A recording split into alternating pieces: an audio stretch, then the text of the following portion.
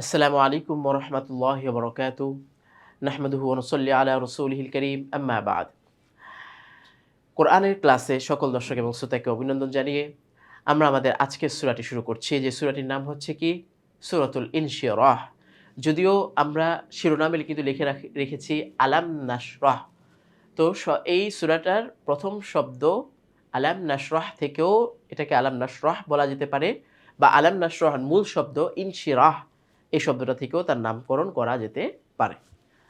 তো এই সূরাটা আসলে এটা এবং পরবর্তী যে সূরাটা আমরা পড়ব সূরাতুদ দোহা, দুইটাই আল্লাহ তাআলা রাসূলুল্লাহ সাল্লাল্লাহু আলাইহি সাল্লামকে সান্ত্বনা দেওয়ার জন্য পাঠিয়েছেন।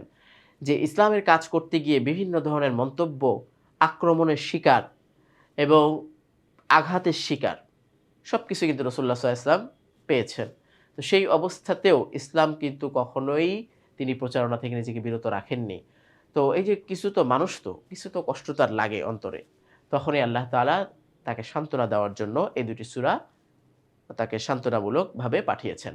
তো আমাদের জীবনেও যখন আমরা কোনো ধরনের সমস্যায় ভুগি, বিভিন্ন ধরনের মানসিক স্ট্রেসের মধ্যে আসি, তখন কিন্তু এই সূরা দুটোর অর্থ যদি আমরা মাথায় রাখি, এর সারসংক্ষেপ প্রেক্ষাপট আমরা পড়ি, অবশ্যই আমাদের জন্য কাজে দিবে।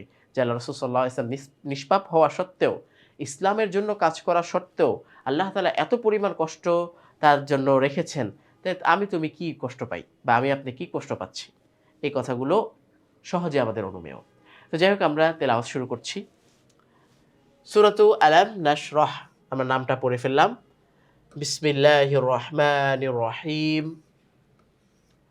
সূরাটা মক্কা অবতীর্ণ, আয়াত সংখ্যা ৮, রুকু সংখ্যা ১। আলাম নাশরাহ, বললাম আলাম নাশরাহ লাকা সাদরাক, সাদরাক ওয়া ওয়াদানা আনকা উইজরাক, ওয়া ওয়াদানা আনকা উইজরাক الذي أنقض ظهرك الذي أنقض ظهرك ورفعنا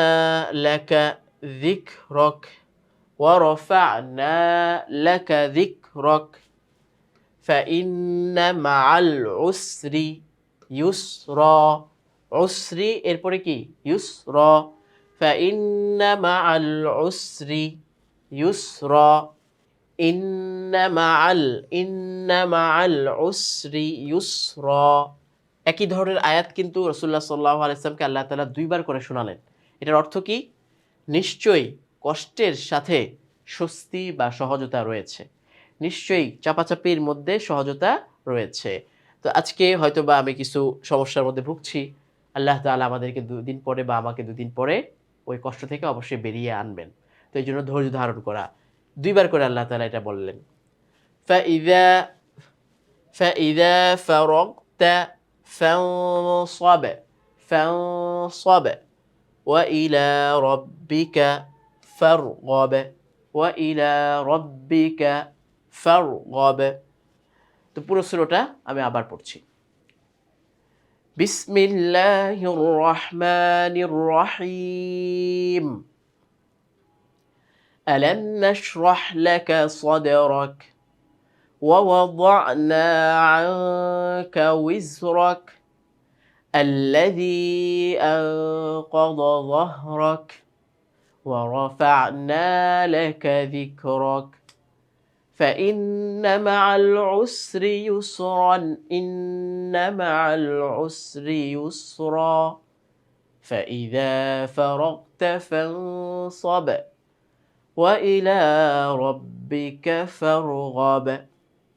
পুরো সূরাটা আমরা শুনে ফেললাম। সাদাকাল্লাহুল আযীম। তো এই সূরা আমাদের আলোচনা এই পর্যন্তই রইল। অবশ্যই চেষ্টা করব আমরা এই সূরার শিক্ষাগুলোকে যদি সময় হয় দেখে নিতে, এর প্রেক্ষাপটটাকে দেখে নিতে। আল্লাহ তাআলা আমাদের সকলকে জীবনে সহজতা আনার তৌফিক দান করুক, এই কামনা ব্যক্ত করে এখানেই শেষ করছি। আসসালামু আলাইকুম ওয়া রাহমাতুল্লাহি ওয়া বারাকাতুহু।